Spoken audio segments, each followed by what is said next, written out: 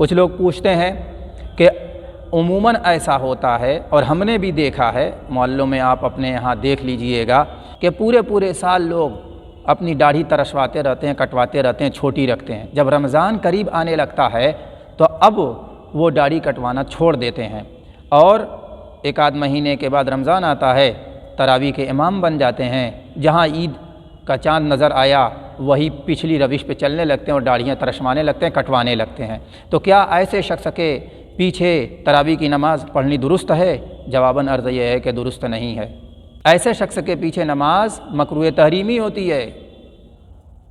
نہیں پڑھنا چاہیے۔ پھر اگر اس کے علاوہ کوئی امام ہی نہ ملے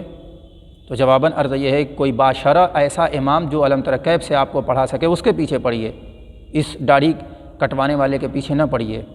کچھ لوگ کہتے ہیں کہ یہ مسئلہ مختلف فی ہے کہ داڑھی کٹوانا جو ہے یہ حرام ہے یا نہیں ہے، اور کیا ایسا شخص جو ایک مشت سے کم داڑھی رکھتا ہے وہ فاسق ہوگا یا نہیں ہوگا۔ جواباً عرض یہ ہے کہ علماء احناف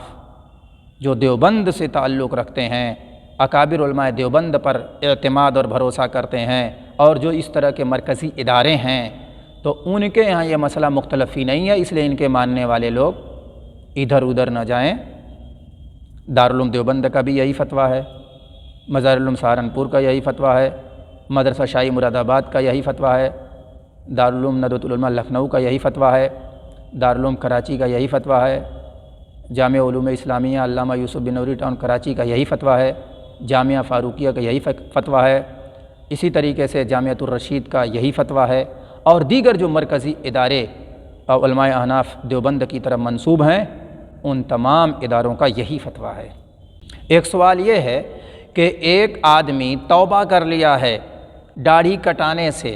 اور پھر اس کے بعد اس پر 40 دن گزر بھی چکا ہے، تو کیا وہ تراویح میں امام بن سکتا ہے؟ جواباً عرض یہ ہے کہ دارالفتاء دارالعلوم دیوبند کا، اسی طریقے سے جامعہ فاروقیہ کا اور دیگر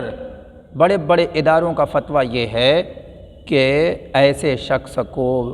اس وقت تک امام بنانا درست نہیں ہے جب تک اب اس کی داڑھی یک مشت کی نہ ہو جائے اور کمیٹی والوں کو بالکل اطمینان نہ ہو جائے، جو منتخب کرنے والے لوگ ہیں ان کو اطمینان نہ ہو جائے۔